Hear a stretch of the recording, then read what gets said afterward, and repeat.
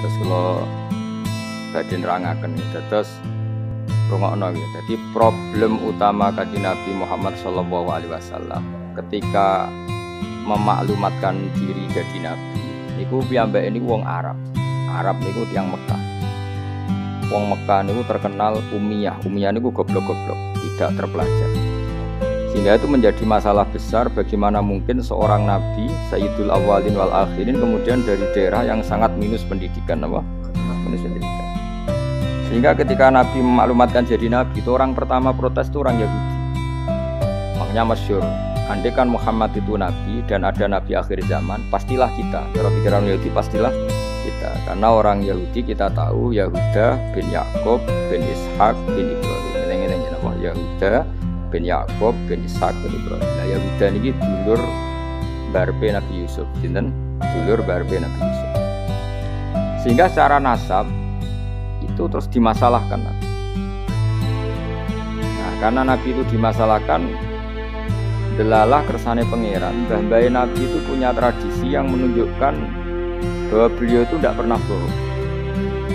Misalnya yang paling dekat kita tahu adalah Muhammad bin Abdullah bin Abdul Muthalib. Abdul Muthalib ini orang yang suka tawaf di Ka'bah. Suka tawaf di Ka'bah, kemudian ada pintu di Mekah namanya Babu Syaibah, Babu Syaibah atau Babu Bani Syaibah. Terus sampai tok wau Ilyas. Ilyas itu wahwa awaluman ahdal budna ilar rihabil haramiyah. Ada tradisi memberi hadiah ke Ka'bah. Singkat cerita, Imam Berjanji ini termasuk Sayyid Al-Husaini. Imam Berjanji ini namanya Ja'far bin Hasan Al-Berjanji ini. Beliau berpendapat atau memaklumatkan ulang bahwa Muhammad jadi nabi ku wajar. Mergo hakikate Muhammad adalah turunan Nabi Ibrahim alaihissalam. Berarti sama dengan klaim mereka kalau mereka mintoriki Ishak, ya. Nabi-nabi kayak Nabi Yusuf kan mintoriki Ishak. Berarti kan Yusuf bin Yakub bin Ishak bin Ibrahim. Dan kita tahu secara mujma' alaih Ishak ini punya saudara lebih tua namanya siapa? Ismail. Nah, Kanjeng Nabi ini dzurriyyah sinten? Ismail. Lalu itu butuh data empirik, data bahwa Ibrahim itu pernah di Mekah. Kalau betul orang Mekah itu turunan sinten? Ibrahim, maka butuh bukti empirik. Cara saniki artefak nopo-nopo bukti-bukti yang pernah menunjukkan Ibrahim di Mekah. Jadi terus dijawab pangeran ketika orang Yahudi meragukan status nasabnya sinten? Nabi Muhammad, terus pangeran rangno fihi ayatum bayyinatum maqamu Ibrahim, bahwa Ibrahim benar-benar pernah di Mekah. Di situ ada batu yang pernah diinjak Nabi Ibrahim. Jadi makom itu bukan kuburan, tapi apa? Sesuatu yang pernah didomisali, ya, atau pernah diinjak. Jadi melanda itu darani makom Ibrahim itu batu yang diinjak Nabi Ibrahim ketika bangun Ka'bah. Ya karena mukjizat terus bekas.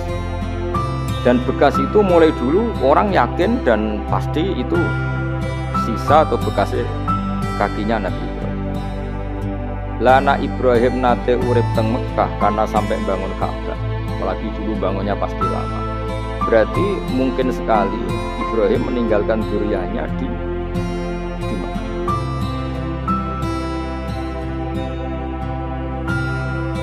Makanya Quran terus cerita bahwa Ibrahim niku ngendikan ketika mau meninggalkan Mekah, ini askantu ning dzurriyyati biwadin ghairi dzar'in inda baitikal muharram. Terus ada kepastian, makanya Quran ayat-ayat itu masih menjawab keraguan orang Yahudi bahwa Muhammad kenapa jadi nabi, dia itu anaknya siapa, turunannya siapa. Padahal di Taurat dan Injil jelas aturan nabi itu dzurriyyatam ba'duha min ba'd. Enggak boleh nabi turunannya Parlan itu tidak boleh, turunannya Karmen itu tidak boleh, ribet. Apa? Ribet. Nabi itu harus turunan nabi. Bukan karena Allah itu asobian, enggak. Masyarakat itu lebih ikhlas. Misalnya nabi turunannya nabi, bayi nabi hormatkan enak, bapaknya soleh, bayi soleh, buyute soleh. Misalnya nabi sebagai Karmen katokan cekak kan juga bingung. Orang dihormati bapaknya nabi, dihormati katokan cekak main gaple, kan juga bingung. Jadi aturannya harus itu. Karena kiai oleh kiai kan tidak maksum, derajatnya kan di bawah. Pemenang kiai maklar tambah oleh, soalnya oleh. Ini masalah nabi apa? Orang yang spesial. spesial. Itu harus bapaknya spesial, mbahnya spesial, duitnya spesial. Sehingga aturan jadi nabi itu memang harus dzurriyatam ba'du hamba. Kalau kiai boleh, kemudian maklar tambah boleh. Tapi kalau nabi tidak boleh. Nah, aturan-aturan itu ada di Taurat dan Injil. Makanya yang pertama disoal orang Yahudi, kalau Muhammad nabi itu bapaknya siapa, mbahnya siapa. Dan Sayyid Barjanji ini yang ngarang Barjanji itu kitab yang sangat ilmiah. Makanya kata Mbah Mun, meskipun ada simpul biro, orang itu nggak boleh meninggalkan Barjanji karena kitab madaih yang mamlu'ah bil ilmi itu Barjanji. Tapi yang isyek itu simpul biro, ya. Tapi yang tua itu Barjanji. Hanya alhamdulillah kita mbok biro kadar itu dibaca semua. Meskipun nggak paham semua, diwaca kabeh.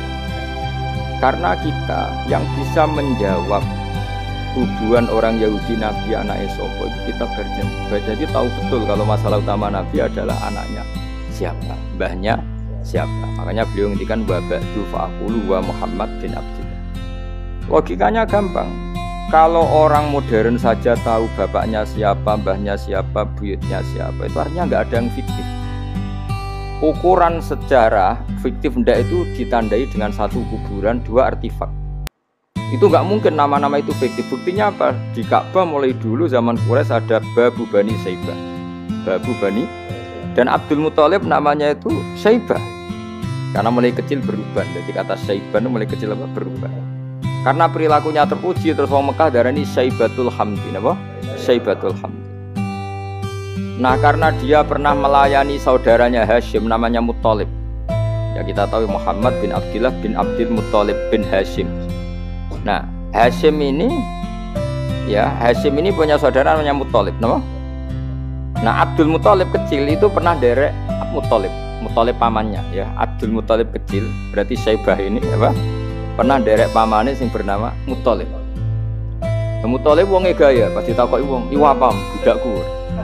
Nah, sehingga Saibah itu terus diceroh Abdul Muthalib. Ya rodok sial lah sini.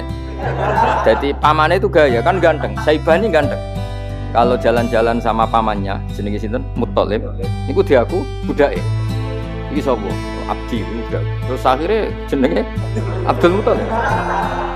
Jadi wong Arab paham ya. Tapi namanya Saibah, napa? Saibat, makanya wasmuhu Saibatul Hamd. Mane karo asa sekali, bae Nabi ono jenenge kilap maknane asura ngono lek mikir jenenge iku hakim. Ya namanya hakim. Nah, dulu kalau orang berburu itu melibatkan anjing. Karena sering berburu melibatkan anjing disebut kilap. Jadi maknane kilap ya orang yang berburu dengan anjing. Ojo kok langsung mbok maknane kilap, asu. Oh, kasus yo. Kasus. Makanya itu hebatnya Imam Barjanji. Beliau darani wasmuhu Hakim bin Murrah. Jenenge kilap iku Hakim. Ya paham napa? Jenenge kilap niku Hakim. Sebagian ulama darani kilap itu isim sifat. Napa? Jadi kalabayak libu kalban itu anjing sendiri dinamai kalbun itu sebenarnya sudah isim sifat. Bukan alam murtajal ya, tapi alam mangkul ya. Alam apa mangkul? Kalau dalam ilmu nahwu itu alam mangkul. Jadi begini ya, tak terang nonahwu. Alam itu ada dua, ada alam mangkul, ada alam murtajal. Tapi hampir semua alam itu mangkul. Ya, semua alam itu hampir semuanya itu mangkul. Mangkul itu satu nama yang diambil dari satu makna dalam kosakata, apa? Dalam kosakata. Misalnya Hamida, Yahmadu, Hamdan, apa? Hamida, Yahmidu, Hamdan atau Yahmadu, Hamdan. Hamdan maknanya pujian, apa? Kemudian Nabi karena orangnya sifatnya terpuji disebut Muhammad, orang yang dipuji. Sehingga nama ini potensi rubah-rubah. Di Taurat itu Nabi gak disebut Muhammad, disebut Ahmad. Di Injil juga disebut Ahmad.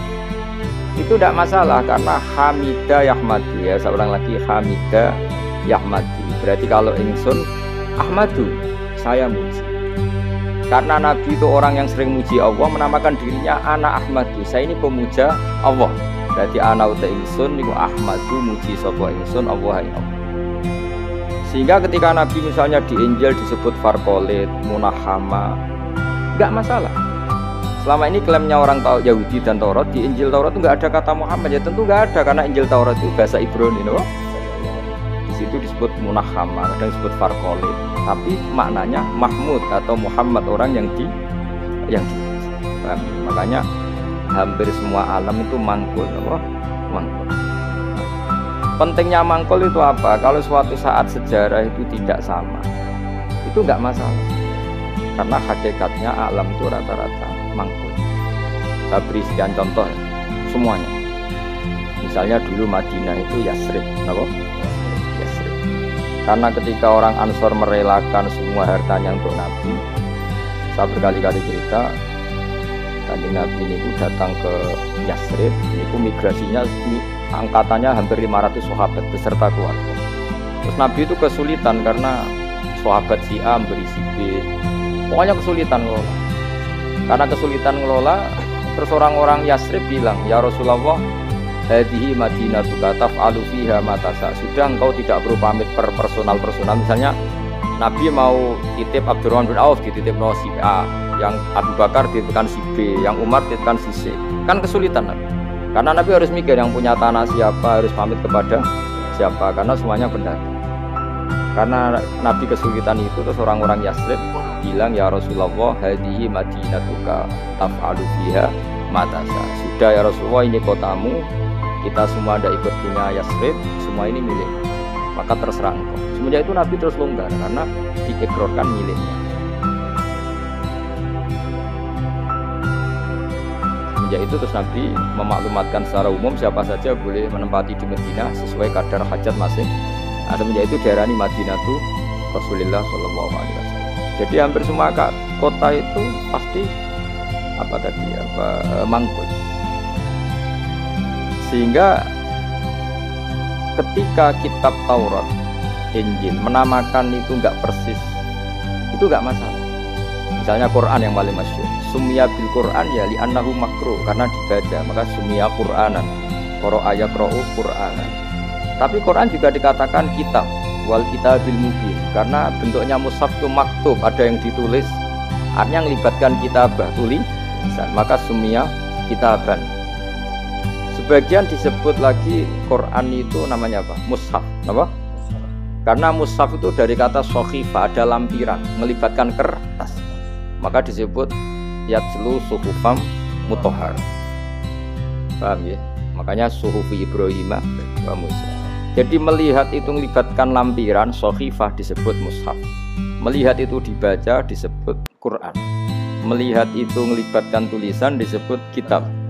Melihat konsepnya adalah al-fariq bainal haqqi wa bainal batil disebut furqan, pemisah. Melihat fungsinya cahaya disebut nur. Melihat fungsinya Quran menghidupkan jiwa-jiwa yang mati disebut ruh. Wa kadzalika auhayna ilaika ruham min amrina. Sehingga dipastikan sebenarnya semua nama itu rata-rata itu mangkul, apa? Makanya Nabi sering ngendikan, saya ini punya sekian nama. Beliau menyebut ana Muhammad wa ana Ahmad. Termasuk beliau menyebut wa anal mahi. Saya ini pelebur, penghilang.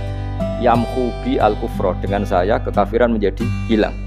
Wa anal aqib, saya ini penutup, karena saya adalah penutup para nabi. Wa anal hasyir, saya ini hasyir, penggiring, karena nanti semua para nabi digiring di bawah bendera. Jadi Nabi juga punya sekian nama, dan semua itu menunjukkan alam apa? Mangkul. Ya, alam apa? Mangkul.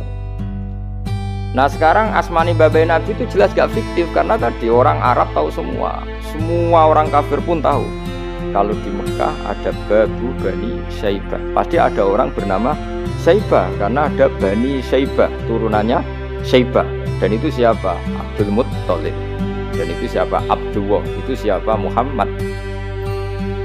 Dan itu butuh bukti artefak. Makanya terus Allah menjawab fihi ayatum bayyinatum